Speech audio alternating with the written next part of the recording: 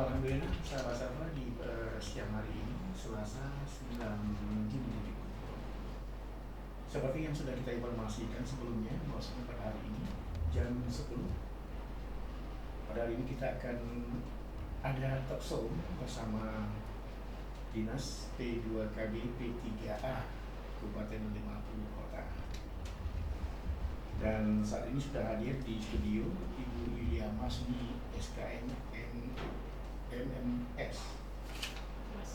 MMKS Ibu Yulia Masna Kabid Perlindungan Perempuan dan Anak ini ya. Baik sahabat, nanti kita akan kupas seperti apa perlindungan anak dan perempuan di Kabupaten 50 Kota khususnya. Assalamualaikum Bu. Waalaikumsalam. Ya. Sehat Bu? Sehat. Masih sudah memasuki di era baru kita sekarang ya. Iya, new normal. Kenormalan baru.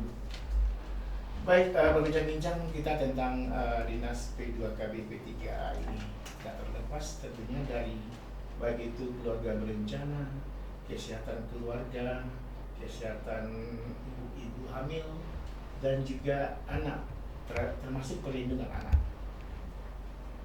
Pada hari ini kita akan tema kita adalah Kabupaten Layak Anak.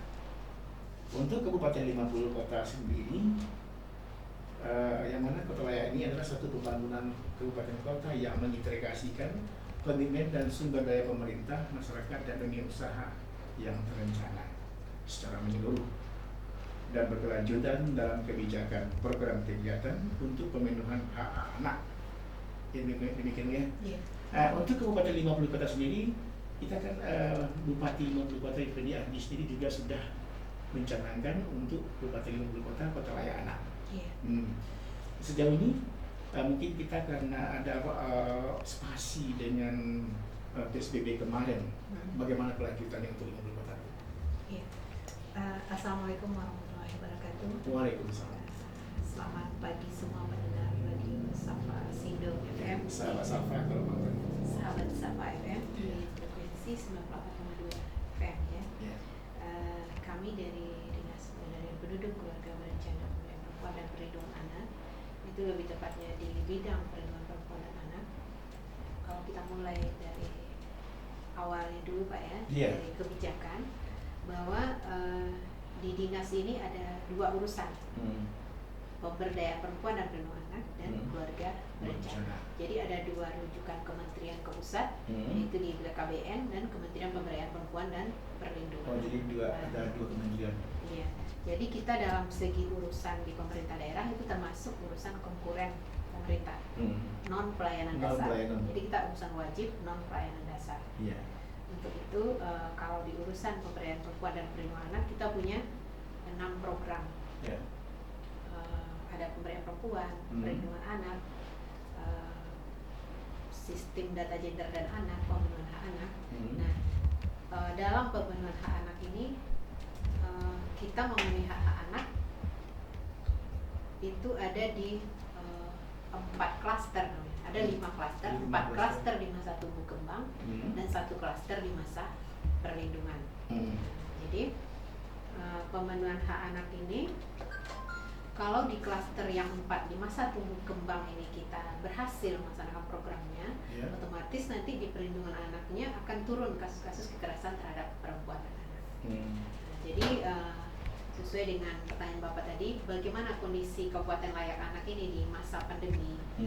Sebenarnya Kabupaten Layak Anak ini kalau di mapping kita sudah mulai itu mengikutinya dari tahun 2015. 2015. Nah ya, untuk KLA ini kan diawali dulu dengan komitmen. Komitmen kita bersama di pemerintah daerah, apakah kita akan ikut KLA ini, akan membangun KLA 50 Kota. Itu di tahun 2015 yang dilakukan sosialisasi oleh Deputi Tumbuh Kembang Anak Ibu Leni Rosalin. Itu langsung ke 50 kota yang ditunggu oleh unsur legislatif, eksekutif, yudikatif, lembaga, masyarakat, sampai ke kecamatan, dunia usaha dan juga media. Iya. Nah di saat itu kita bersama-sama menandatangani komitmen bersama untuk membangun 50 kota menuju yang layak anak. Sesuai dengan peran masing-masing. Nah di komitmen itu tertuang komitmennya bersama, dilanjutkan dengan disusunnya Perda.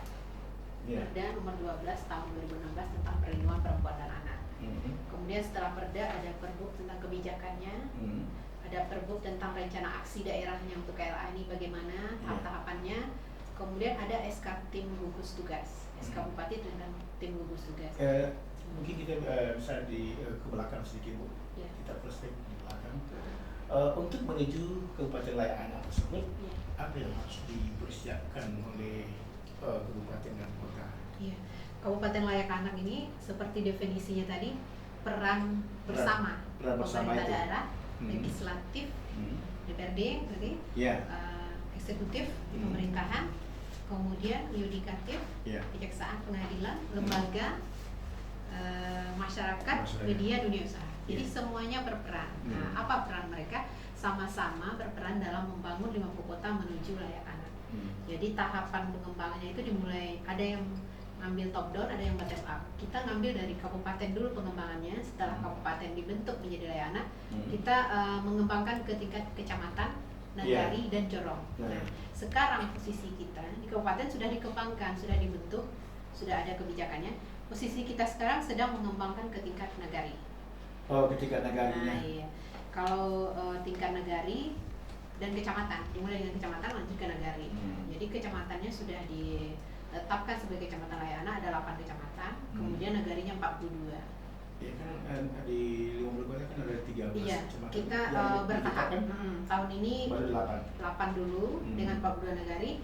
Di tahun 2021 nanti baru 13 kecamatan dengan 79 nagari. Sekarang udah 80 ya. Nah, udah 80 nagari.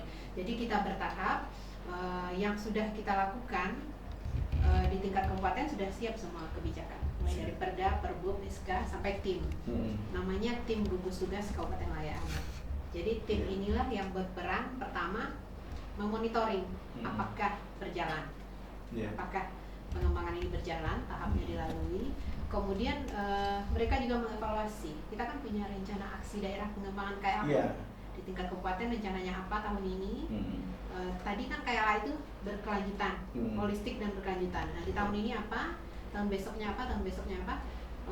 Tim gugus tugas inilah yang bertugas mengevaluasi. Kemudian ada sebagai indikator, sebagai alat ukur, apakah indikator ini tercapai atau enggak? Nah, itu tugas tim gugus tugas. Kemudian untuk tim gugus tugas ini dari mana saja diambil ini? Tapi mungkin sebelum berjalan kita akan lihat sejenak.